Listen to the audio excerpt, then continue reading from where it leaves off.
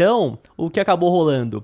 Semana passada teve aí reunião nos Estados Unidos, teve do Fed, teve outra também mostrando os dados de desemprego e os mercados ficaram um pouco, vamos falar, preocupados, né? Então, o que acabou acontecendo, eu tinha visto que o S&P 500 caiu, teve a maior queda desde a pandemia, então a gente queria entender um pouco melhor, Rodrigão, o que aconteceu pra galera se preocupar aí? Bom, vamos lá então, né? Na semana passada a gente teve a super quarta, então é a decisão de juros no Brasil e nos Estados Unidos. E falando lá fora, né? O Fed, que é quem decide a taxa de juros por lá, decidiu manter ela no intervalo de 5,25 e 5,50, mas eles já indicaram que pode ter um corte ali na próxima reunião em setembro e tudo mais. E aí, beleza. Só que na sexta-feira, os dados do payroll, que são os índices de trabalho não agrícola lá nos Estados Unidos, vieram bem abaixo aí do esperado, vieram em torno de 117 mil vagas criadas. O esperado era em torno de 173 mil, então isso já causou pânico ali nos mercados. O índice do medo, o VIX, subiu mais de 50% na sexta-feira, e aí o medo de recessão, de uma crise global já veio aí para os mercados. E só pra situar a galera, o porquê os dados virem abaixo acaba trazendo esse medo todo. Então, esses dados abaixo, né, eles indicam uma possível recessão, ou seja, a economia vai estar mais fraca, isso não é bom, os mercados não gostam.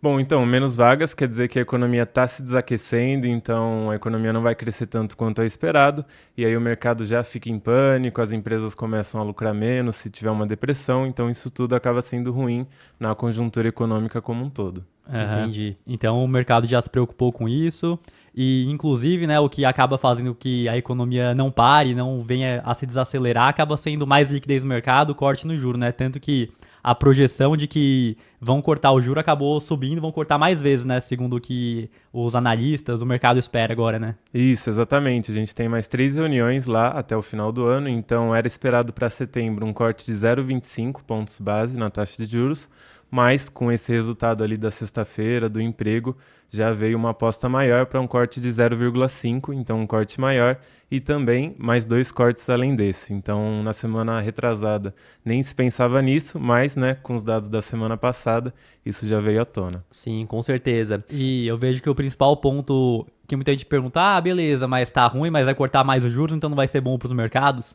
Só que pode ser o que a galera chama, né, de soft landing, que vai ser um pouso suave, que vai começar a cortar, que a economia não desaqueceu, que não teve recessão, mas pode ser um pouso mais brusco, né, que a galera chama de hard landing. Que, beleza, vai ter o corte, só que o corte veio atrasado, teria que ter vindo antes para não desaquecer o mercado. E nessa hora que vem a queda mesmo, né? Isso, exatamente. Então os mercados pensaram exatamente isso, que o Fed demorou demais para cortar os juros. Isso vai acabar causando uma recessão e não é bom para ninguém, né? Por isso os mercados entraram em pânico e agora a gente vai ouvir falar muito sobre recessão e crise global nas próximas semanas. E o que acaba acontecendo caso realmente mostre que os Estados Unidos entraram em recessão? O que isso poderia afetar o Brasil, né? Porque olhando o cenário do Brasil, a gente vê que a moeda, uma das que mais se desvalorizaram em relação ao dólar esse ano, nossa situação fiscal tá meio complicada, então vários mercados no mundo inteiro subindo, o do Brasil lá parado ou até mesmo estagnado, algumas empresas aí descendo. Então, o que você vê sobre o Brasil, né? Porque quando o mundo todo tá crescendo, o Brasil já tava lá meio parado. E agora, se vem uma recessão, o Brasil vai ser afetado junto?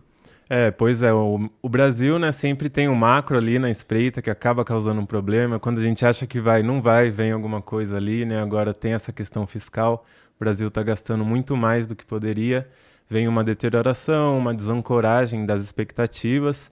Então, acho que com uma recessão lá nos Estados Unidos, o Brasil acaba sendo prejudicado por vários fatores aí e, inclusive, né, quando a gente tem uma recessão, o dólar acaba sendo a moeda que as pessoas fogem, né? Então, acho que pode ser que nos próximos meses aí a gente veja uma economia brasileira mais fraca. Porque realmente, né, o dólar já tá batendo praticamente as máximas aí desde a semana passada, e aí se vem uma recessão, as pessoas buscam dólar e ouro principalmente, né? Exato. E aí você tem uma demanda maior das pessoas querendo comprar dólar e vender reais aqui, por exemplo, no Brasil, como um país mais emergente, um país emergente com um risco maior, né? Então se as pessoas tiram o dinheiro daqui, o dólar pode subir mais ainda. Eu acho que junta alguns fatores importantes, né? O primeiro é o macro, que já não tá ajudando, então até aqui com relação ao Brasil mesmo, que a bolsa tá caindo, que o dólar tá subindo, muito por conta de que no começo do ano a expectativa era de 6 cortes no juro lá fora, aí não teve esses cortes, então até o investidor estrangeiro pensa, não, eu vou ficar tomando o risco de botar meu dinheiro em um país emergente, uma economia emergente, com risco fiscal, sendo que eu posso deixar no Tesouro Americano mais tempo, sendo que a gente tem uma perspectiva de não tão boa para a economia assim, agora se vem a recessão de fato, é aí que tira do Brasil, o dólar acaba subindo, e é ruim para todos os países, né? Isso, exatamente. E com o dólar subindo, a gente tem um fator que prejudica ainda mais a economia, que é a pressão na inflação. Então, querendo ou não, muita gente fala, pô, mas eu não como dólar, né? Não sei o que mais. É a famosa frase, né? Como que é que o dólar, que o pobre não come dólar, né? É, exato. Então que Mas não interessa, né? sim, mas a realidade é completamente outra. Muitos produtos a gente acaba importando lá de fora e o dólar acaba pressionando os preços disso tudo, principalmente dos combustíveis. A gente já está com uma defasagem aí que a Petrobras está segurando, em torno aí dos 60 centavos na gasolina. Então, se ela decide, né, fazer um reajuste, isso pode impactar e vai impactar muito a inflação. Aham. Mas agora para trazer um cenário mais otimista aí do futuro, que muita gente vê, não, recessão, é crise, vai dar ruim, vai tudo cair.